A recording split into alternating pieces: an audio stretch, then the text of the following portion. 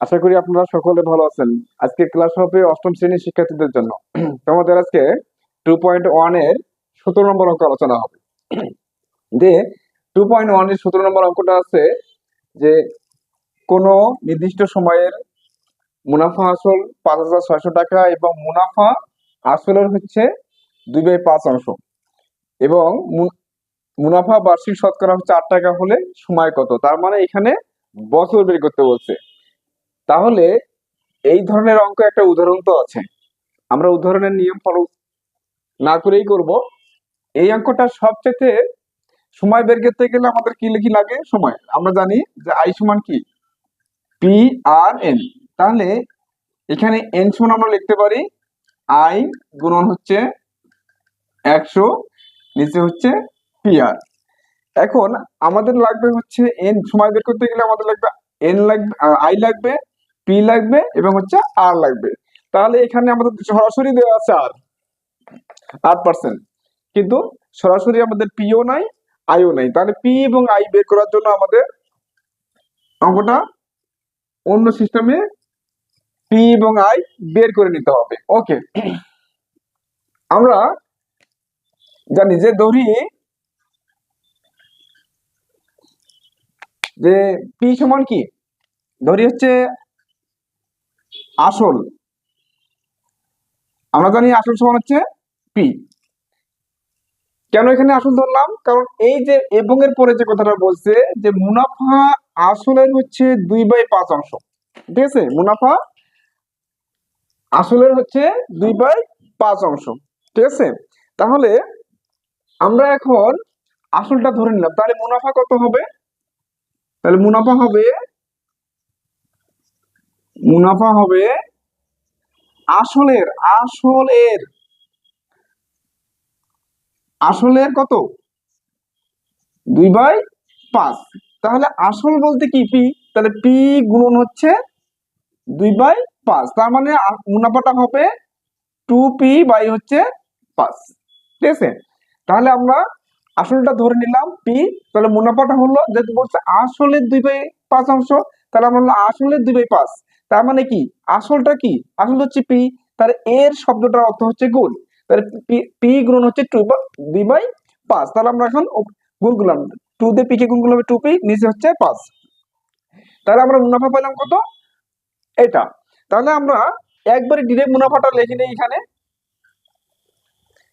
মুনাফাটা একবারে ডিরেক্ট লিখে নেবো কি আসলে 2/5, তার মানে 2p/5, ঠিক আছে? এখন যখন আসল এবং মুনাফাটা আমরা এই লাইন থেকে বের করে নিলাম, আমরা জানি আমরা জানি কি জানি যে আসল যোগ মুনাফা, আসল যোগ মুনাফা এই করে আমরা লিখতে পারি মুনাফা আসল, মুনাফা মুনাফা আসল। আচ্ছা, আমরা এটা জানি যে আসল যোগ মুনাফা মানে আসল আর মুনাফা যোগ করলে কি হবে? মুনাফা আসল হবে। ওকে, তাহলে আমরা আসল কত এখানে আছে? আসল এখানে আমাদের আছে পি যোগ মুনাফা কত আছে? 2p/5। আর মুনাফা আসল কত আছে? আমাদের মুনাফা আসল আছে 5,600 টাকা। আচ্ছা, তাহলে এটা যদি আমরা লসাগু করি তাহলে কত হবে? 5 হবে। তাহলে এখানে 1 আছে, 1 দিয়ে 5 কে ভাগ দিলে 5 হবে, 5 দিয়ে পি কে গুণ করলে হবে 5p, যোগ এখানে 5 দিয়ে 5 কে ভাগ দিলে হবে 1, 1 দিয়ে 2p কে গুণ করলে হবে 2p, এইগুলো হচ্ছে আমরা লিখতে পারি 5,600 টাকা। ওকে, বা তাহলে আমরা এখানে কি করলাম? 5p আর 2p যোগ করলে কি হবে? 7p, 7p, এবং এখানে 5টা কি অবস্থা আছে? ভাগ অবস্থায় আছে। আমাদের ডান পাশে গিয়ে কি হবে? গুণ হবে। একবারে করে দিলাম 5। ওকে, বা তাহলে আমরা এখানে পি সমান কি লিখতে পারি? পি সমান লিখতে পারি 5,600 গুণ হচ্ছে কত? 5, নিচে হচ্ছে ভাগ হচ্ছে 7। তাহলে এই 7 দিয়ে যদি আমরা এটাকে ভাগ দিই তাহলে কত হয়? 7 দিয়ে 56 ভাগ দিলে 7 8 56, আর দিচ্ছে 2টা শূন্য। তাহলে বা পি সমান আমাদের কি বের হলো? 50 40, মানে 4,000 টাকা বের হলো। পি সমান কত বের হলো? 4,000 টাকা। তাহলে তখন পি সমান 4,000 টাকা বের হলো, আসল যখন বের হলো, তাহলে মুনাফা আসল থেকে যদি আমরা আসল বাদ দেই, আমরা কি জানি মুনাফা আসল থেকে যদি আসল বাদ দেই তাহলে মুনাফাটা বের হয়ে যাবে। তাহলে আমরা এখন মুনাফাটা বের করে নেব। অতএব মুনাফা সমান আমার কি, মুনাফা কত বের হবে সেটা লিখি এখন। মুনাফা মুনাফা আসল থেকে আমরা বাদ দেবো এটা 5600 থেকে আমরা কি করবো 4,000 বাদ দেবো, ঠিক আছে? তাহলে কত আসে?